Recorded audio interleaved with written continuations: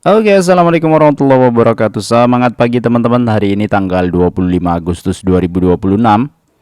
Hari libur untuk bursa.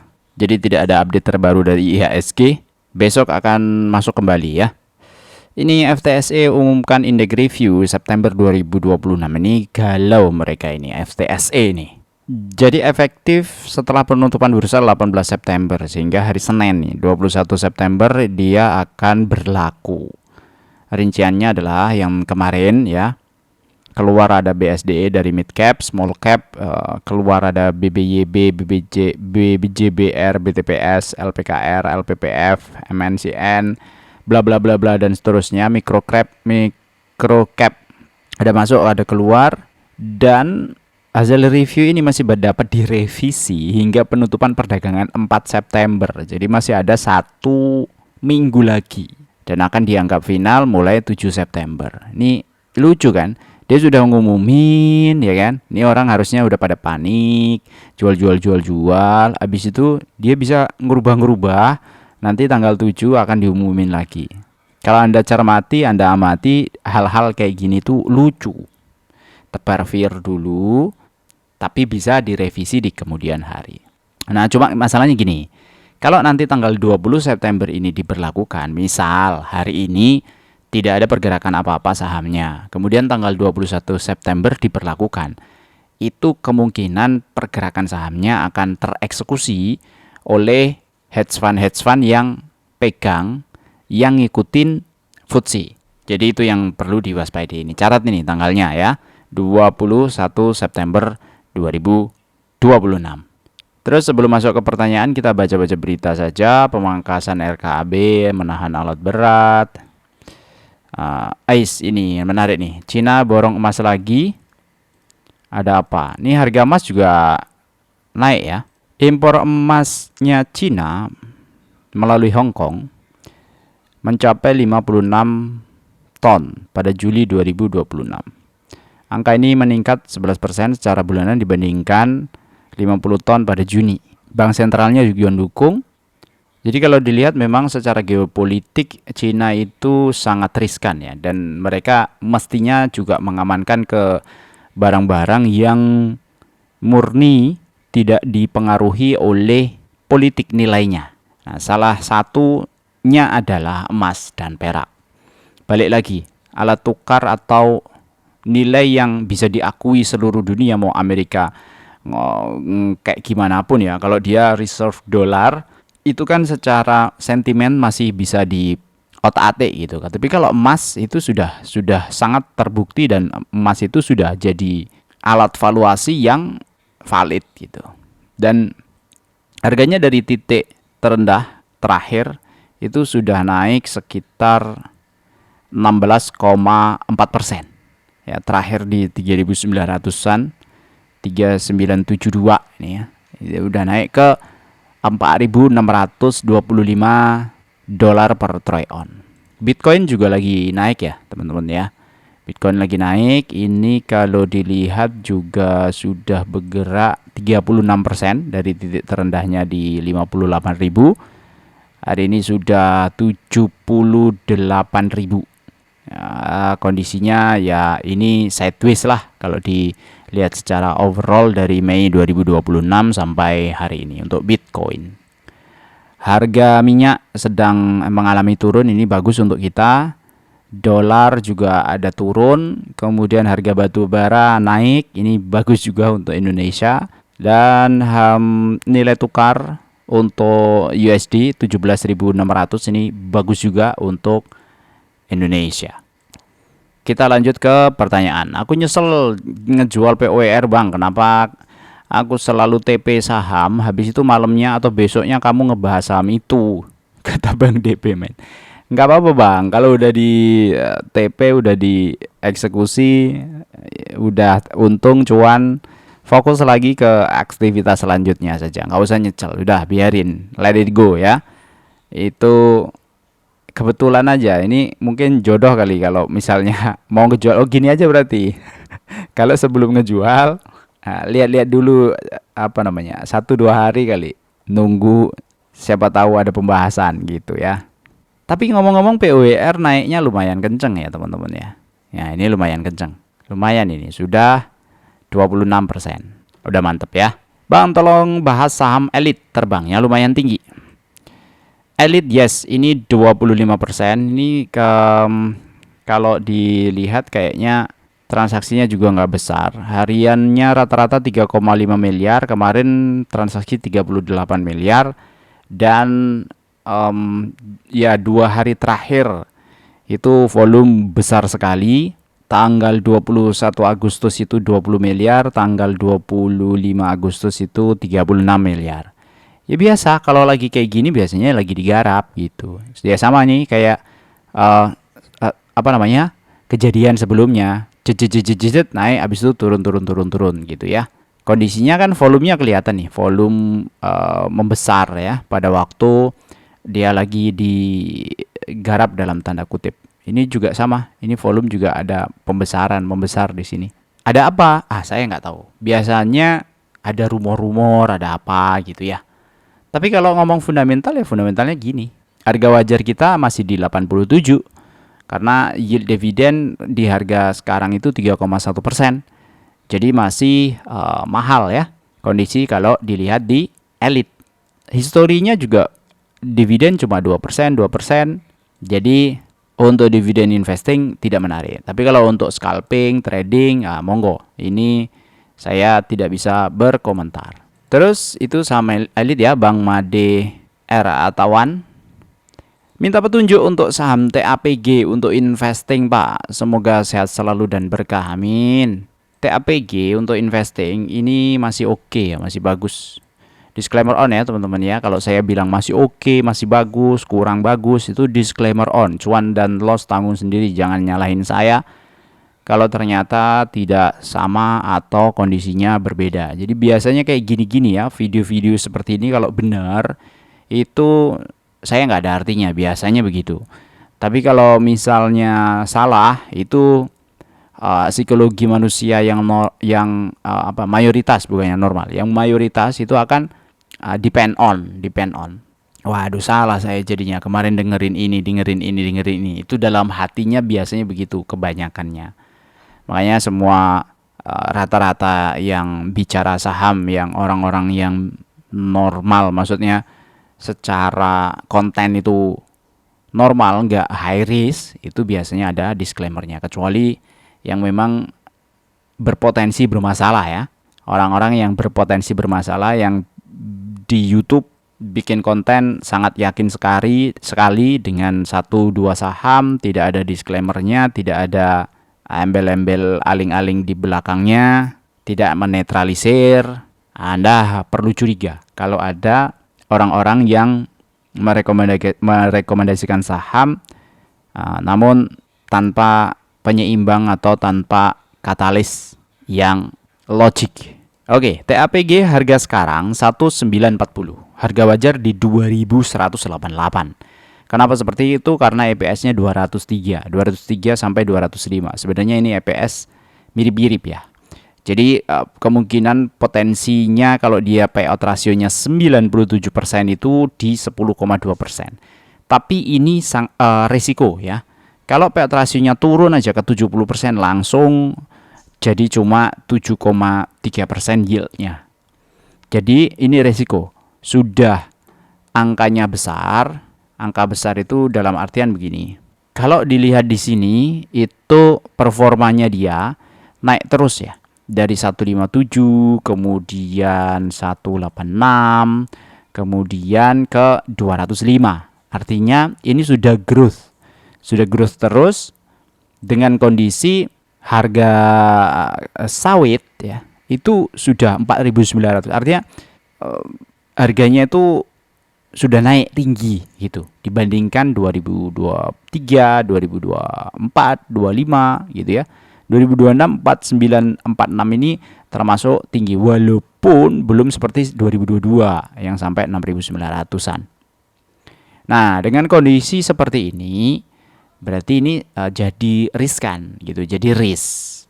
Kalau nanti harga sawit itu turun ke bawah, ya performanya dia bisa jadi akan turun ke bawah. untuk TAPG. Nah, harga sekarang kan lagi di atas juga dia. Tuh.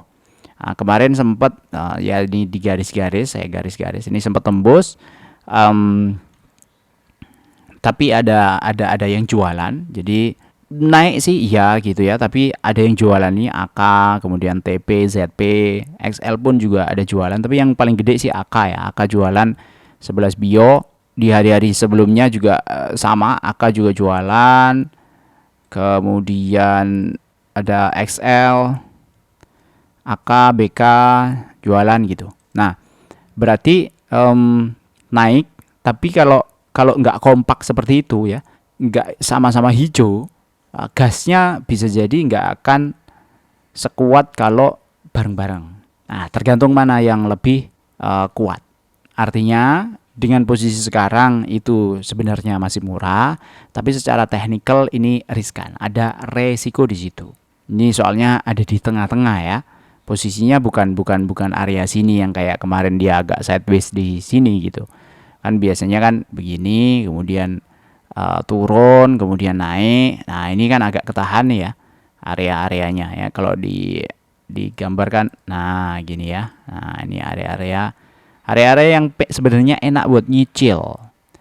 Nah, angka-angka sekarang itu agak kurang enak gitu. Nah, kecuali nanti begini, misalnya dia tembus di 2150 secara teknikal, ini ngomong teknikal ya, belum fundamental.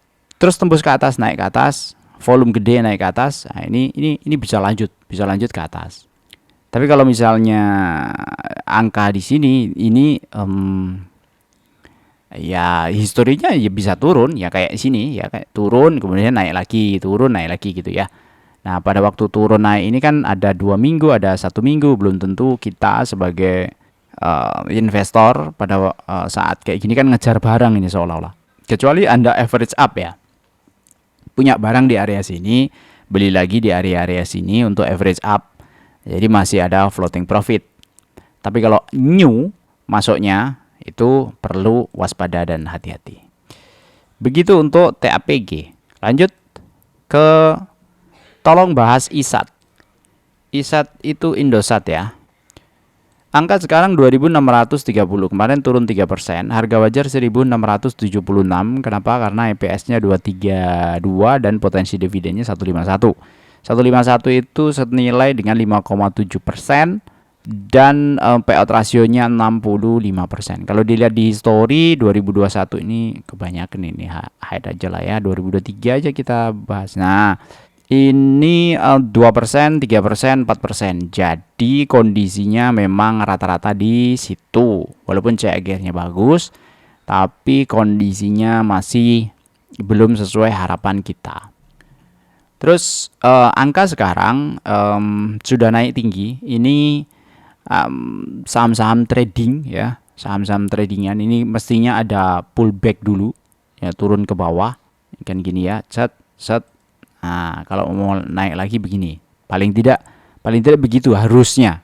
Nah, saya nggak tahu nanti drivernya bagaimana ya menanggapi, karena ini kalau dilihat range besarnya sebenarnya dia ada di area kalau nanti nggak turun lebih rendah daripada 2480 ya, 2480 nggak turun lebih rendah, jadi di sinilah kira-kira. Ini mungkin masih bisa lanjut ya, tapi kalau turun lebih rendah dari 2480 atau 2460, Anda mesti waspada aja ya. Kalau posisinya trade cepat, ini sebenarnya waktunya mempertimbangkan untuk take profit ya. Cuma kalau lihat MA7-nya itu sudah kesentuh. Nah, misalnya besok jebol nih ke bawah, ini ya ada kemungkinan swing low-nya agak lumayan ya.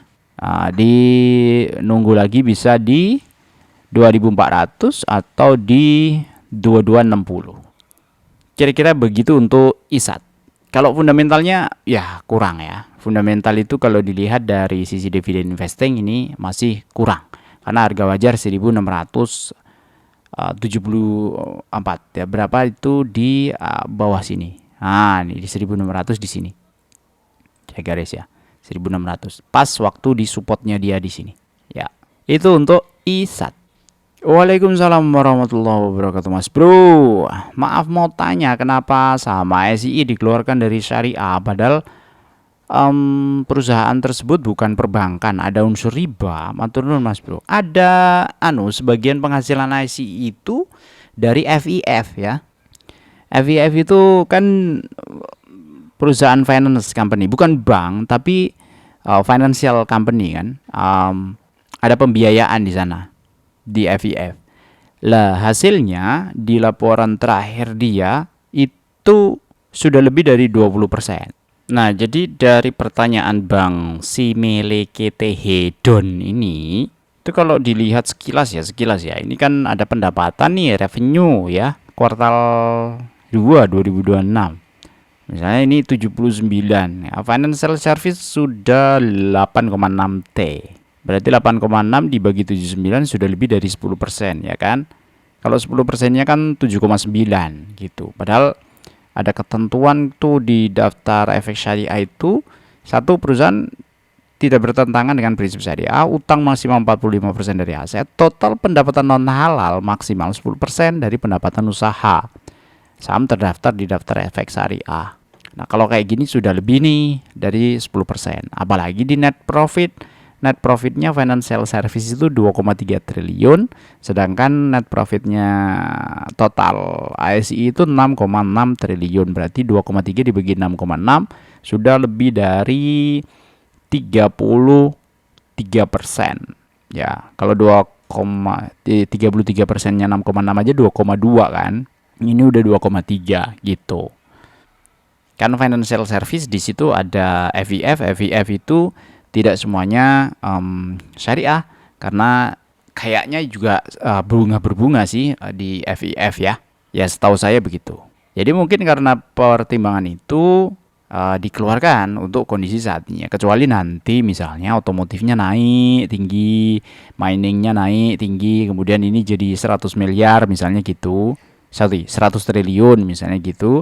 Financial service-nya masih tetap di 8T, berarti kan cuma 8%. Nah, mungkin masih bisa balik lagi, masuk lagi ke saham syariah. Jadi, kita itu kalau udah ada yang begini-begini, yang ngikutin begini kan hukumnya mereka yang bertanggung jawab. Dalam artian gini, kita itu kan follow ya, ulil amri lah. Jadi, follow aturan yang ada di negara ini dan kondisinya mereka sudah banyak yang profesor-profesor, sudah banyak yang ya dianggap sebagai penegak aturan gitu, dianggap sebagai ulama, apapun background atau kondisi di belakangnya. Ya kita sebagai rakyat, saya sebagai rakyat biasa, ya sami'na wa ata'na aja, kita dengar, kita ikutin gitu. Jadi kalau udah disampaikan, oh ini keluar dari saham syariah, ya sudah, kita hilangin aja. Mau apapun background di belakangnya ya, kalau udah keluar ya keluar aja gitu. Terus saham-saham yang kalau kita punya, kita beli di situ. Kalau misalnya nggak mau pegang lagi dengan kondisi yang ada, ya dijual. Kalau saya pribadi sebenarnya ya ngikut aja. Kalau misalnya harus dijual ya kita jual. Prinsipnya kita nggak beli lagi. Gitu ya Bang. Open Porto pun kemungkinan ada beberapa saham yang diumpetin buat member, jadi tetap nanggung hasilnya. Nah, rasanya kalau misalnya open porto kan posisinya porto itu misalnya kita open 100 juta kita praktekin nih 20 juta beli saham A, B, C, D. Ya mestinya nggak ada yang diumpetin ya kalau posisi itu ya. Cuma kan nggak semua saham dibeli. Ya paling maksimal 10-15 saham gitu dari yang kita buka di sana gitu Bang. Mantap, nggak apa-apa buka akun satu lagi Mas Arif, bisa belajar untuk teman-teman ya. Nanti kapan-kapan ya. Ini saya mempertimbangkan banyak hal lah kayak gitu-gitu. Saya belum aja. Gimana ya? Nggak ada gini. Resikonya jauh lebih besar. Saya kan selalu bicara resiko dulu gitu ya. Resikonya jauh lebih besar buat saya secara pribadi untuk hal-hal yang seperti itu daripada benefitnya. Kan kita selalu hitung-hitung dalam posisi, apalagi kalau misalnya porto itu kan udah open beneran ya, walaupun itu simulasi gitu ya, terkait sustainability ke depannya gitu. Saya nggak mau ada masalah setelah itu gitu. Karena saya nggak perlu menyampaikan itu. Toh YouTube ini saya create bukan untuk tujuan utamanya itu bukan untuk menggantikan penghasilan utama saya. Kalau ini menghasilkan. Jadi buat saya nggak perlu all in. Itu tidak masalah. Kalau udah open porto, udah buka konsultasi apa segala macam itu kan udah all in itu. All in semua lah gitu. Padahal di YouTube ini penghasilannya bukan menjadi stream utama. Ini untuk uang jajan lah. Dan tujuannya bukan untuk itu sebenarnya. Tujuan awalnya adalah untuk membersamai saja gitu. Saya tetap masih profesional di pekerjaan, kemudian saya ada beberapa usaha itu jauh lebih streamnya jauh lebih ini, karena kalau YouTube kan short waktu saja. Saya paling bikin video 30 menit gitu ya, 1 jam. Daripada tidak seperti itu, ya harian saya coba untuk melakukannya, karena namanya digital asset yang kayak gini-gini itu menurut saya juga penting ya. Apapun hasilnya itu saya serahkan aja, tapi yang penting saya konsisten untuk ngobrol kayak gini sama teman-teman, sharing-sharing, diskusi, ya syukur-syukur bisa bermanfaat gitu. Tapi nanti kalau udah tepat waktunya, moga-moga aja ada rezeki untuk ke sana ya, utamanya rezeki waktu dan mental gitu. Kalau portonya sebenarnya sudah ada, tinggal saya pisahin aja. Karena di Stockbit itu 3 porto ya, jadi bisa kita pisah. Sudah 2 tahun lebih nyangkut di PTBA. Ini kenapa saya masukin ya? Oh, kemarin pada waktu bahas PTBA. Enggak apa-apa bang, PTBA itu masih cukup menarik sih. Masih cukup menarik. Tinggal nyangkutnya di berapa yang harusnya di average down. Ya kondisi sekarang PTBA ya per hari ini ya, itu masih seperti ini. Ada range 5 sampai 5,2%.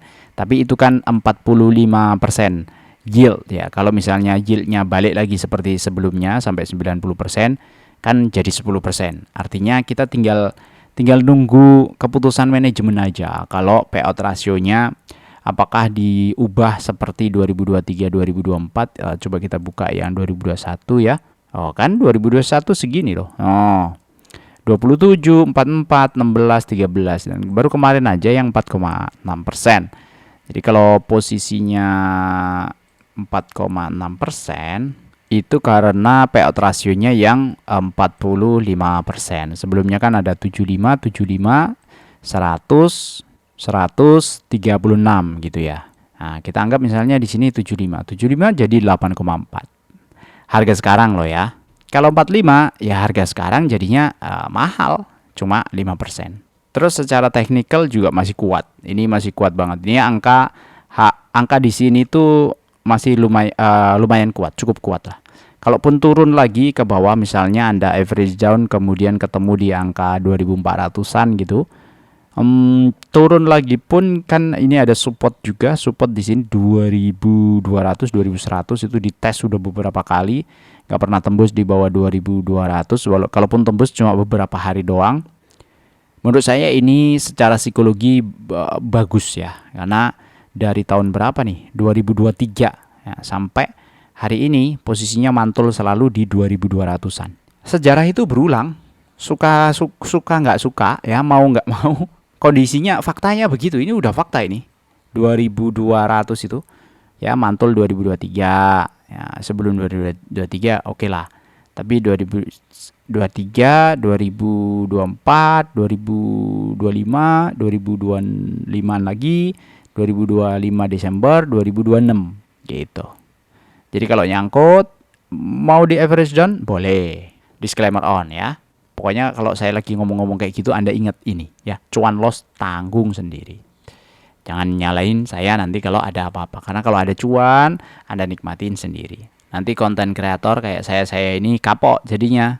Anda sendiri yang rugi.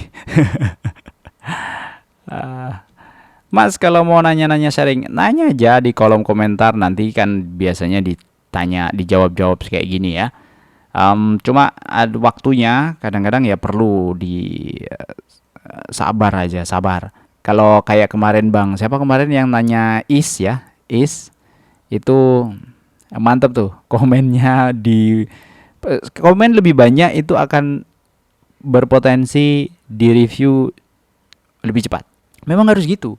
Kalau kita itu pengen mendapatkan sesuatu kan harus diusahakan. Jadi komen banyak-banyak itu nanti saya notice, pasti saya notice. Walaupun saya nggak apa ya, nggak balas komennya, tapi saya notice biasanya saya screenshot, um, apa namanya, saya simpan di sini gitu. Tapi kalau balesin satu-satu belum tentu sempat kayak balesin satu-satu. Ya pas waktu sempat ya biasanya ada saya bales-balesin. Kalau yang lain ada admin atau yang ngurusin gitu, biasanya nggak ikut balas-balas gitu maksudnya. Saya pikir cukup untuk kali ini. Stok-stok yang sudah dibahas tadi ada TAPG, PTBA, Elite, ISAT. Kalau di short berarti yang paling kece itu ada di TAPG 10,2%. Kalau kita masukkan di sini 10,2%. Yield dividen itu dengan nabung 2 juta per bulan sampai tahun ke-25 ini sesuai target. Dengan di 25 tahun lagi atau value dividennya setara dengan 26 juta per bulan, capitalnya 3 miliar, dividen yang diterima 300 juta setahun, 26 juta per bulan kalau dibagi 12. Semoga bermanfaat. Sampai jumpa lagi di video berikutnya. Jangan lupa di subscribe, komen, like, share, dan support terus channel ini dengan komen. Assalamualaikum warahmatullahi wabarakatuh.